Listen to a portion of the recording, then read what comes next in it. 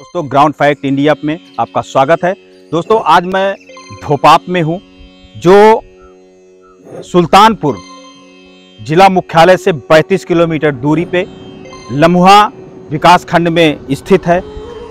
इस जगह का हमारे हिंदू पुराणों में धर्म ग्रंथों में बहुत बड़ा महत्व है। यह वही गोमती नदी है, आप देख सकते हैं मेरे पीछे, जिसको धुतोपपा के नाम से भी जाना जाता है। विष्णु पुराण में इसकी महिमा का पूरा वर्णन किया गया है। आज मैं उसी देव स्थान से आपको कुछ ऐसी चीजों को दिखाना चाहता हूं, इसके रहस्य के बारे में बताना चाहता हूं जो बहुत लोग नहीं जानते हैं। दोस्तों ये वही मंदिर है, आप देख सकते हैं मेरे पीछे है भव्य मंदिर भगवान राम का, जहां पर भगवान राम स्वयं गुरु वशिष्ठ के कहने पर यहां पर आए थे। और इसके पीछे की कहानी यह है कि उन्होंने जब रावण का वध किया था तो उन्हें हत्या का पाप लगा था और उस पाप से मुक्ति पाने के लिए वो इसी गोमती नदी के किनारे आए हुए थे। दोस्तों आपको मैं मंदिर परिसर में लेके चलता हूं, मंदिर परिसर की सारी चीजों को दिखाता हूं। मंदिर बहुत ही भव्य है। यहां पर दशहरा और दशमी और ज्येष्ठ नवमी में यहां पे बहुत संख्या में श्रद्धालु आते हैं, गोमती नदी में स्नान करते हैं और अपने पापों से मुक्ति पाते हैं। मैं आपसे यही कहना चाहता हूं कि आप भी आइए, इस मंदिर का दर्शन कीजिए, गोमती में स्नान कीजिए और अपने पापों से मुक्ति पाइए। हम चलते हैं मंदिर परिसर की तरफ।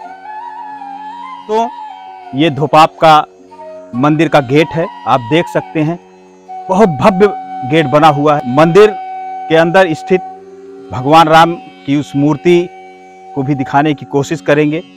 बहुत ही सुंदर है मंदिर परिसर, आप आइए और इसका दर्शन कीजिए।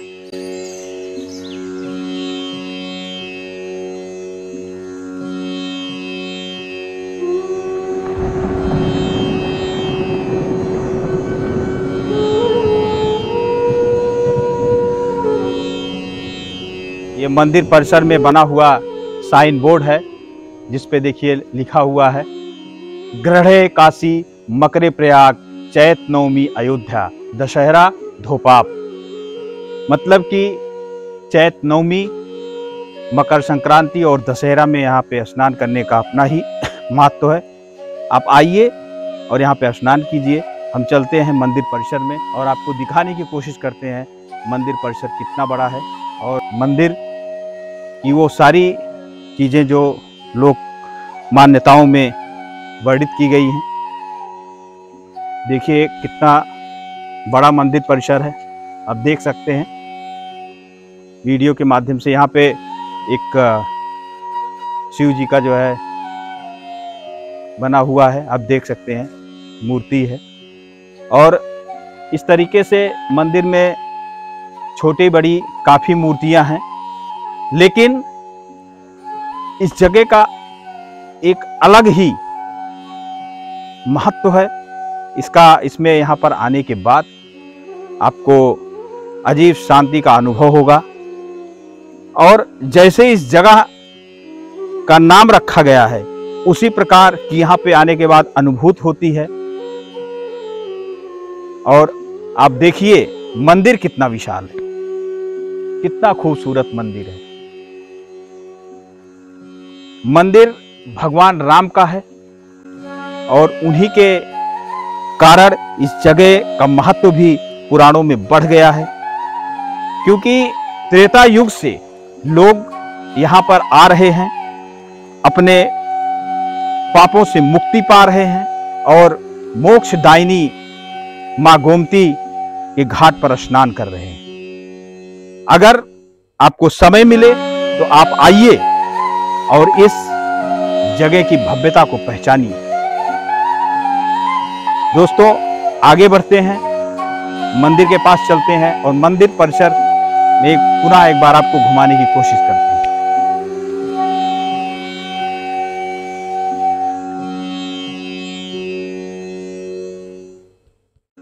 अब आपको मैं मंदिर के अंदर लेके चलता हूँ और मंदिर के अंदर रखी उन मूर्तियों के बारे में भी आपको बताऊंगा, और यहाँ के जो लोकल लोग हैं, जो यहीं के निवासी हैं, उनसे भी इस मंदिर का क्या महत्व है, क्या पौराणिक महत्व है, उसके बारे में भी जानने की मैं कोशिश करूँगा। कि भगवान राम की मूर्ति रखी हुई है, माँ सीता की मूर्ति है, और जैसे मैंने आपको वीडियो में पहले बताया भी है, भगवान राम भी त्रेता युग में आए हुए थे, जब उन्हें रावण के वध के बाद ब्रह्म हत्या का पाप लगा था, और वशिष्ठ जी के कहने पर, जो उनके कुलगुरु थे, उनके कहने के बाद वो यहाँ पर आए थे। आप देखिए मंदिर के अंदर की चीजें कितनी अच्छी बनी हुई है। यहाँ पे भगवान शिव की भी मूर्ति है। मैं अपने कैमरामैन संतोष तिवारी को ये कहूँगा कि ये सारी चीजें आपको दिखाएं, और आप आइए और इस पौराणिक मंदिर के महत्व को समझिए।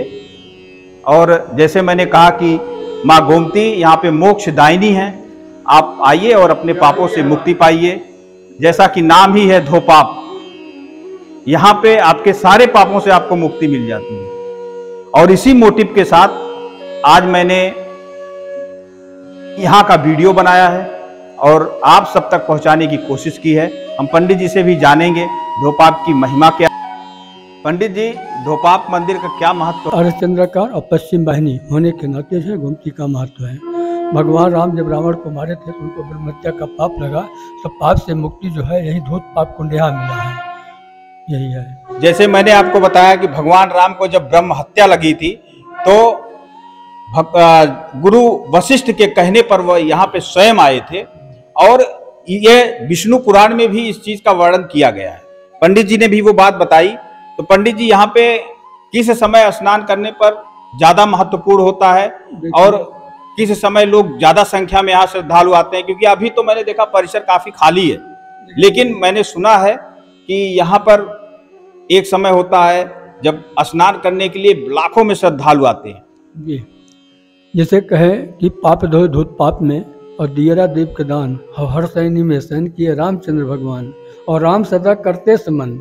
ठीक है, यह तीनों के पाप ताप अभिशाप, यह तीनों के समन भगवान स्वयं करतन, लेकिन धोया पाप श्री राम का धन्य धाम धूत पाप। ये धूत पाप नहीं, धूत पाप के नाम से पुराणों में, जैसे पद्म पुराण है, स्कंद पुराण है, वायु पुराण है, ब्रह्म पुराण है, पुराणों में थोड़ा महत्व है इसका दो पाप के बारे में। तो जैसे उत्तम कुल ब्राह्मण रावण हत्या करके जब भगवान श्री रामचंद्र जी अयोध्या आए और आज सिंहासन पर बैठे, तो उनका चित्त जो है हमेशा शांत रहने लगा।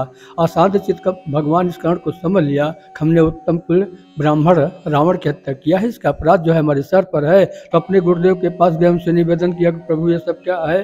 कहने की जैसे पाप की काली छाया सोते जागते उठते बैठते चलती रहती थी। कहने है क्या? कहने पाप निशानी महाराज आपको ब्रह्म हत्या का पाप लगा है। कहने इससे मुक्ति, कहने गोमती में बहुत बड़े बड़े कुंड हैं, जिसमें कुंड ऐसा है कि इसमें स्नान कर काला कौआ जो है हंसो तनी सफ़ेद हो जाता है। कहने कुंड है कहा? कहने महाराज हमको भी नहीं पता। कहने पता कैसे लगेगा? कहने महाराज आप गोमती किनारे यज्ञ करें।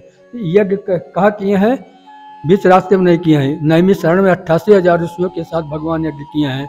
यज्ञ करने लगे तो मंत्र आवाहित पर कौआ आया, जो भगवान राम का बचपन का साथी था। तो जब कौआ आया तो मुनि वशिष्ठ ने आदेश किया कि इस कौए को एक पन पत्र में दोने में रख कर गोमती में प्रवाहित करो, और इस पर ध्यान रखते हुए कि गोमती के किनारे साथ साथ चले, जहाँ कौआ सफ़ेद हो जाए वही कुंड है। तो नैमी शरण से कौआ चला है लखनऊ सुल्तानपुर, वहाँ से चला है दियरा रात हुआ है, विश्राम की है, दीपोपदान किए हैं। सुबह होते हुए जब वहाँ चला है परशुराम कुंड कहाँ है? सपसुक, जैसे परशुराम कुंड आज सपसुकपुर हो गया। जमदग्नि कुंड कहाँ है? आज जमपुरी हो गया। जमदग्नि कुंड जमपुरी हो गया। तो वहाँ से जब चला कौआ चला है, जब यहाँ धूत पाप कुंड, जब धो पाप में आया है तो कौआ सफ़ेद होके भगवान के पास चला आया। यहीं जो है पूजा वूजा किए हैं, स्नान किए हैं। मंदिर जो है आज नहीं है, मंदिर तो 250-300 वर्ष पुराना मंदिर है। भगवान राम त्रेता युग में थे, तो केवल गोमती से महत्व है। गोमती अर्धचंद्राकार होने के नाते और पश्चिम वाहिनी होने के नाते जो है इसका महत्व है। दोस्तों, जैसे पंडित जी ने बहुत अच्छे तरीके से इन बातों को एक्सप्लेन किया, बहुत अच्छे तरीके से बताया। शायद मुझे इतनी जानकारी नहीं थी जितना पंडित जी ने दिया। मैंने आपको वो जानकारी दी जो मुझे पता था, लेकिन पंडित जी ने इसको बहुत अच्छे तरीके से बताया है, और आप इसके महत्व को अब समझ भी गए होंगे। लेकिन मैं पंडित जी से एक चीज और पूछना चाहता हूं, जैसे गोमती का महत्व तो त्रेता युग से जुड़ा हुआ है, लेकिन जैसे यहाँ की कुछ लोकल लोगों के द्वारा भी मुझे पता चला कि दियरा के राजा का भी यहाँ बहुत बड़ा कंट्रीब्यूशन है, तो उनका क्या कंट्रीब्यूशन है इस मंदिर परिसर और इस जगह के बारे में? ये मंदिर जो है दियरा स्टेट उन्हीं का बनवा हुआ मंदिर है। एक यहाँ है, एक दियरा में है। मंदिर है, भव्य मंदिर है, बढ़िया मंदिर है, बड़ा वाला मंदिर है, वो बात नहीं है, लेकिन ये दियरा स्टेट का मंदिर है, उनका योगदान बहुत है यहाँ का। अब जैसे गोमती से महत्व है, ठीक है, लेकिन मंदिर जो है यहाँ इसलिए बनाया गया जैसे गोमती में स्नान करेंगे, लाखों श्रद्धालु आते हैं। गंगा दशहरा पर्व है, तिथि दशमी के दिन मेला लगता है यहाँ जेठ में, जेठ दशहरा को ही गंगा दशहरा का मेला है। ये दशमी नहीं है, तो विजय दशमी है, इसी दिन विजय प्राप्त किए थे रावण के ऊपर भगवान। लेकिन 8-9 महीने के बाद जो है यही जून में यहाँ आए हैं, गंगा दशहरा तिथि दशमी के दिन यहाँ मेला लगता है। अरे लाखों क्या है, यहाँ 20 लाख आदमी आते हैं, उसी दिन अगर मेला लग गया तो कोई कमी नहीं है मेला में। तो आप देख सकते हैं कि मंदिर परिसर में काफी लोग पूजा अर्चना भी करते हैं, अपनी जो भी उनकी इच्छाएं रहती हैं उसी हिसाब से अपने अपने पुण्य कर्मों के लिए यहाँ आते हैं। भैया और आप लोग कोई कुछ चीज बताना चाहते हो तो आप बता सकते हो, क्योंकि आपको कुछ जानकारी हो, यहाँ आपके लोकल के हैं तो आप बता सकते हैं, अपनी बातें रख सकते हैं। जैसे महाराज जी ने कहा, विस्तार से वर्णन किया, यहाँ लाखों श्रद्धालु आते हैं।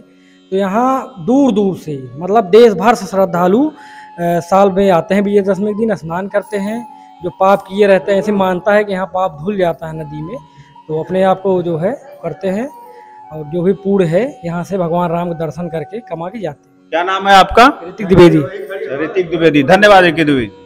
भैया आप कुछ कहना चाहते हैं? जी बताइए, आप कुछ अगर बताना चाहें आगे महिमा के बारे में। जी हैं, अभी कथा सुनाने। क्या नाम है पंडित जी आपका? हमारा नाम हरिकेश पांडे।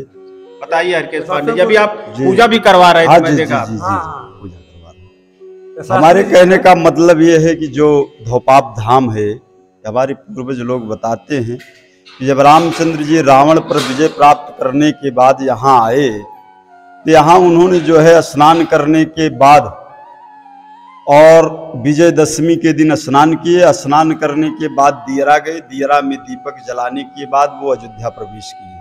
अच्छा। और उससे पहले जो विजयदशमी के आदिकाल के समय जो पूर्वज बताते हैं कि यहाँ एक काला कौवा आता था और स्नान करते ही पर्व के दिन सफेद होकर उड़ जाता था, ऐसी मान्यता है यहाँ की। अच्छा ठीक है, बताइए आगे। हमारे सप्तपुर बारे में बताओ। सप्तपुर बारे में, और यहाँ से कुछ ही दूर पर जमदग्नि कुंड है। जमदग्नि ऋषि रहते थे, भगवान परशुराम के जी थे पिताजी।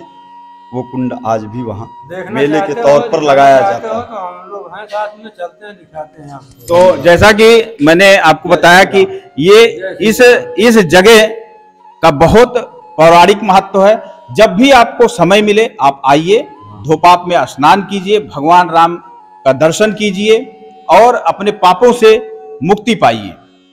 तो इस जगह 20 लाख लोग, जैसे अभी पंडित जी ने भी बताया और ये लोग भी बता रहे हैं कि जब स्नान का समय रहता है 20 लाख लोग यहाँ आते हैं, स्नान करते हैं और उसी श्रद्धा और विश्वास के साथ जो त्रेता युग से चला आ रहा है, जो भगवान राम के समय से चला आ रहा है, उसी विश्वास के साथ स्नान करके मोक्ष की प्राप्ति करते हैं। धन्यवाद दोस्तों, चैनल को सब्सक्राइब कर दीजिए, वीडियो को लाइक कीजिए, शेयर कीजिए और कमेंट करके बताइए वीडियो का कौन सा पार्ट आपको अच्छा लगा।